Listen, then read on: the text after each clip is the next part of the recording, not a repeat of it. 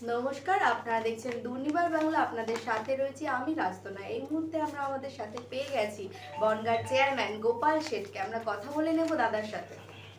নমস্কার দাদা, দুর্নিবার বাংলায় আপনাকে স্বাগত জানাচ্ছি। কত বছর আপনি এই পদে আছেন? আমি এবার প্রথমে অ্যাডমিনিস্ট্রেটর ছিলাম 2021-22 6 মাসের জন্য। পরবর্তীতে প্রথম কাউন্সিলর হিসেবে নির্বাচিত হয়ে আমরা বনগাঁ পৌরসভার 2022 থেকে আমরা এ পর্যন্ত দু বছর পৌরসভার চেয়ারম্যান নির্বাচিত সদস্য হিসেবে আছি। এই পদে আসার পর কোন বিষয়গুলিকে আপনি সবথেকে বেশি গুরুত্ব দিয়েছেন? দেখুন, এটা সীমান্তবর্তী এরিয়া, একদম এখান থেকে 5 কিলোমিটার দূরে পেট্রাপোল বন্দর। পেট্রাপোল বন্দরের সমস্ত কাজ ওরিয়েন্টেড হয় বনগাঁ পৌরসভার উপর দিয়ে, এবং সেক্ষেত্রে একটা গুরুত্বপূর্ণ ভূমিকা পালন করে বনগাঁ পৌরসভা।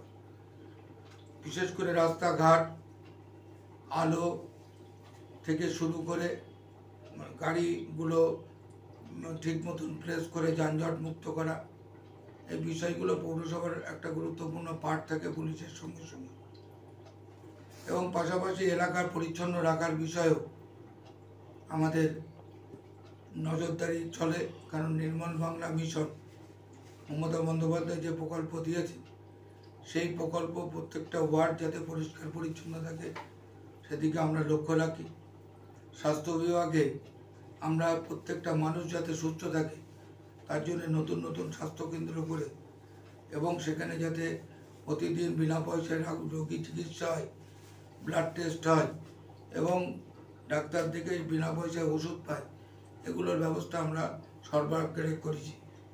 এবং পাশাপাশি আমাদের বনগাঁয় বিভিন্ন ওয়ার্ডের মধ্যেও যেসব রাস্তাঘাটগুলো আছে সেটা সুন্দরভাবে করার প্রয়াস চলছে, এবং আমরা সেইভাবে কাজ করে চলেছি।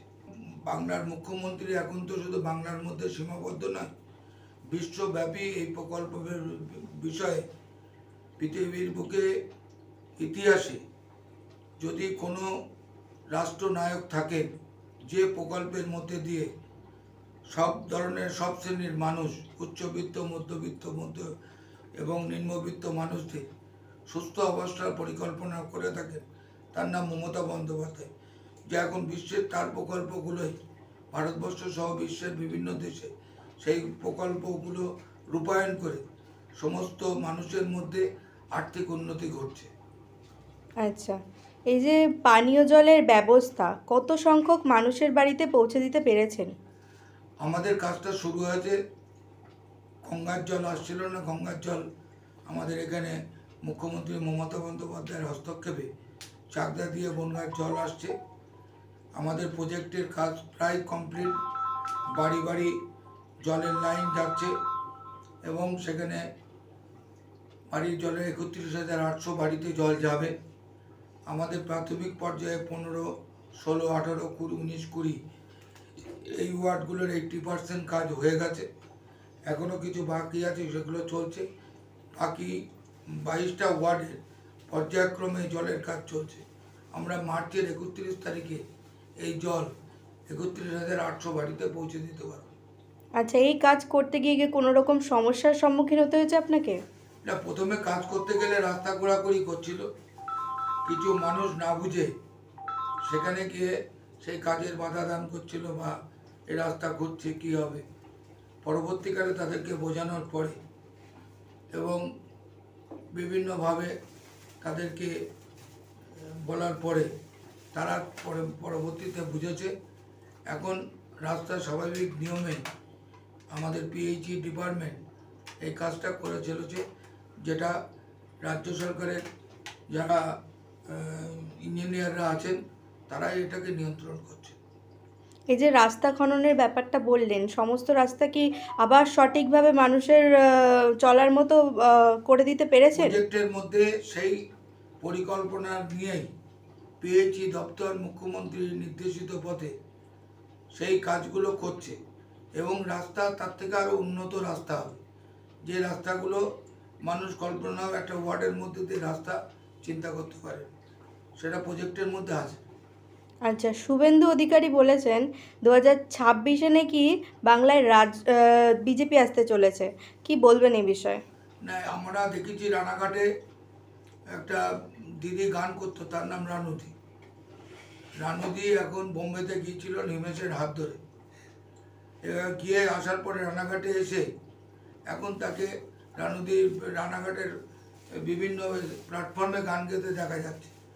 রানুদির যেরকম অবস্থা, মমতা বন্দ্যোপাধ্যায়ের হাত ধরে এই যার কথা বলছেন তিনি হচ্ছেন একটা বাংলাব্যাপী একটা প্রচার পেয়েছিলেন, সেই প্রচারকে মাধ্যম করে বিভিন্ন কথা বলছেন।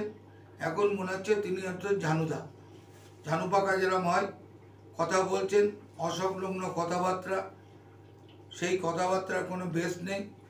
বিজেপি তলিয়ে যাচ্ছে অতল সাগরে, আমরা সেই দেখতে পাচ্ছি। বিজেপির জাহাজ ডুবন্ত, একা সেই ঝানুদাই দায়িত্ব নিয়েছে বাংলা থেকে মুছে দেওয়ার জন্য। সুতরাং তিনি কি বললেন তাতে আমাদের কিছু যায় আসে না। আচ্ছা, দুয়ারে সরকারে বিভিন্ন রকমের প্রবলেম দেখা দিচ্ছিল, তো আপনার এলাকায় কি এমন কোনো প্রবলেম দেখা দিয়েছে? আমাদের ওয়ার্ডে প্রতিটা ক্ষেত্রে আমাদের যারা সরকারি দায়িত্ব দেওয়া আছে এবং আমাদের যারা জনপ্রতিনিধিরা আছেন, সবাই সব ক্ষেত্রে সব ধর্ম সব রাজনীতির লোক সবাইকে সমানভাবে সুযোগ দিয়ে আমরা দুয়ারে সরকারের দিদির যে বিশ্বময় একটা শ্রেষ্ঠ প্রকল্প, সেটাকে আমরা সফল করতে পারছি। বিগত দিনেও আগামী দিনেও যেটা হচ্ছে, আরও সুষ্ঠুভাবে মানুষের ছোট ছোট দাবিকে পূরণ করতে পারবে বলে মনে করি। আচ্ছা, এই যে বাংলাদেশ নিয়ে যে বাংলাদেশে যে অরাজকতা চলছে, এবার বাংলাদেশের সংখ্যাগুরুরা বলছে কলকাতা অর্থাৎ বাংলা দখল করবে, কি বলবেন এই বিষয়ে? না, বাংলাদেশের যারা এখন ক্ষমতায় এসছে তারা কোনো রাষ্ট্রনায়ক না। তিনি কি করে একটা বন্ধন ব্যাংকের কি ওই ক্ষুদ্র প্রকল্প করে কোনো লাইন গার্ড করে উনি হলো নোবেল পুরস্কার পেয়েছিলেন। বর্তমানে তিনি প্রমাণ হয়েছে তিনি নোবেল পাওয়ার উপযুক্ত না। সেই লোকটা ইউনুস, যার মেরুদণ্ড সোজা না, যিনি উগ্রপন্থীদের হাতে, টেরোরিস্টদের হাতে তার মাথাটা বেঁকিয়ে দিয়েছে। সেনাবাহিনীর মধ্যে বিদ্রোহ তৈরি হয়েছে যে ভারতের মতন দেশ যারা 10 মিনিটের মধ্যে দেশটাকে খান করে দিতে পারে, তাদেরকে এইসব বিভিন্ন আকথা কুকথা বলছে। আর যারা সংখ্যাগুরু নয়, যারা ওখানকার যারা টেরোরিস্ট, তারাই মানুষের উপর অত্যাচার করছে। বিশেষ করে সংখ্যালঘু মানুষদের উপর যেমন অত্যাচার হচ্ছে, মুসলিম সমাজের একাংশ তারাও অনেকে মারা যাচ্ছেন। বিষয়টা সারা বিশ্বের নজরদারি আছে। বাংলার মুখ্যমন্ত্রী মমতা বন্দ্যোপাধ্যায় ভারতবর্ষের প্রধানমন্ত্রী নির্দিষ্টভাবে এগিয়ে যেতে বলেছেন, সেটাকে তিনি সমর্থন করবেন এবং কতগুলো প্রস্তাব দিয়েছেন। সেই প্রস্তাব শুনে বাংলাদেশের মাথা খারাপ হয়ে গেছে, ভুলভাল বকছেন। শান্তি যে সেনা, সেটাকে পাঠানোর কথা বলেছেন, যাতে নিরপেক্ষ সেখানে নির্বাচন হয়, গণতান্ত্রিক সরকার আসে, এই উগ্রবাদী সরকারের পতন হয় এবং বাংলাদেশের মানুষ স্বাভাবিক থাকে। বাংলার মুখ্যমন্ত্রী একমাত্র তিনি দেখিয়েছেন যে দেশকে কি করে, ভারতবর্ষকে কি করে একটা সুরক্ষিত জায়গায় রেখে, বাংলাদেশকেও সুস্থ স্বাভাবিক রেখে একে অপরের সঙ্গে সুসম্পর্ক রাখা যায়, সেই কথাটাই তিনি বলেছেন। এখন ওই ওদের যে দিবা স্বপ্ন, তিনি বলেছেন ললিপপ ধরিয়ে দেবেন, তো ললিপপ আমরা এখানে রেখেছি। আমরা 1 জানুয়ারি প্রতিষ্ঠা দিবস রেখেছি। আমরা কিছু একগুচ্ছ ললিপপ বাংলাদেশে পাঠিয়ে দেবো তাদেরকে খাওয়ার জন্য, এবং ললিপপ খেয়ে তারা থাকুক। বাচ্চারা যেরকম ললিপপ খেয়ে ভুলভাল বকে আবদার করে, সেখানেও সেই বাংলাদেশের বর্তমান যে উগ্রপন্থী সরকার, সেই উগ্রবাদের সরকার, সেই সরকারের কে জানিয়ে দেবো উগ্রপন্থার পথ নয়, শান্তির পথ। সর্বধর্মের মানুষকে নিয়ে একসঙ্গে শান্তিতে থাকুন, সংখ্যালঘুদের উপর অত্যাচার বন্ধ করুন, নাহলে ভারত বসে থাকবে না। আচ্ছা, সামনেই বিধানসভা নির্বাচন, কিভাবে জনসংযোগ বাড়াচ্ছেন? আমরা প্রতিটা বাড়িতে বাড়িতে তাদের ছোট ছোট দাবিকে পূরণ করার চেষ্টা করছি। আমার পাশে নারায়ণ ঘোষ আছে, তিনি আর সব থেকে বড় জিনিস, আমাদের বনগাঁয় জল প্রকল্পের কাজ হচ্ছে। এই জল প্রকল্পটা বনগাঁর দীর্ঘদিনের স্বপ্ন, সেই কাজটাকে আজকে তার হাত ধরে বাস্তবায়িত হচ্ছে এবং আমরা সেই কাজটাকে 31,500 মানুষের কাছে পৌঁছে দেবো। বাড়ি বাড়ি জল, পুরনো রাস্তা সব নতুন হবে। আমরা সেখানে গিয়ে আমরা যেখানে ঢালাই রাস্তা, যেখানে পিচের রাস্তা, সেগুলো সব নতুন হয়ে যাচ্ছে। সুতরাং মমতা বন্দ্যোপাধ্যায় যেভাবে আমাদেরকে গুছিয়ে করে দিচ্ছেন, আমরা খুশি। বনগাঁর মানুষও এখানে দুহাত ভরে মমতা বন্দ্যোপাধ্যায়ের ভোট, এখানে আর দেখাদেখি নেই। সকলে মিলে আশীর্বাদ করবেন। বাংলার মুখ্যমন্ত্রী না থাকলে বাংলার মানুষও শান্তিতে থাকবে না। সর্বধর্মের মানুষ এভাবে এখানে যেভাবে মমতা বন্দ্যোপাধ্যায় রেখেছেন, সেখানে একটা বিজেপি নামক শক্তি, তারা বিভিন্ন সাম্প্রদায়িক দাঙ্গা বাঁধাতে চাইছে। সেগুলোকে প্রতিহত করে নির্দিষ্ট লক্ষ্যে বাংলায় যে শান্তিপ্রিয় কবিগুরু রবীন্দ্রনাথ, কাজী নজরুল ইসলামের বাংলা, সেটাকে সেইভাবেই অক্ষত রাখবে এবং আমরা বিপুল ভোটে জয়ী হব। আচ্ছা, আপনার পৌরসভায় বিরোধীদের ভূমিকা কেমন? বিরোধী বলে কিছু নেই তো এখানে। এখানে বিরোধী পক্ষের একজন কাউন্সিলর আছেন, তার ওয়ার্ডে যা কাজ হচ্ছে, এবার প্রায় তার ওয়ার্ডে 47 লক্ষ টাকা রাস্তা হচ্ছে।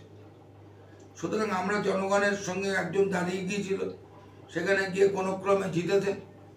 এখন এবার 22টায় ধুয়ে মুছে সাফ হয়ে যাবে। আমাদের বনগাঁয় 12 কোটি টাকার রাস্তা, প্রত্যেকটা ওয়ার্ডে 60 লাখ 70 লাখ টাকা কাজ হচ্ছে এবং সেখানে গিয়ে সেই বিরোধী পক্ষের কোনো ভূমিকায় এই 2026-এর নির্বাচনে থাকবে বলে মনে করি। ধন্যবাদ। ক্যামেরায় সুব্রতর সাথে রাস্তনায়া রিপোর্ট, দুর্নিবার বাংলা।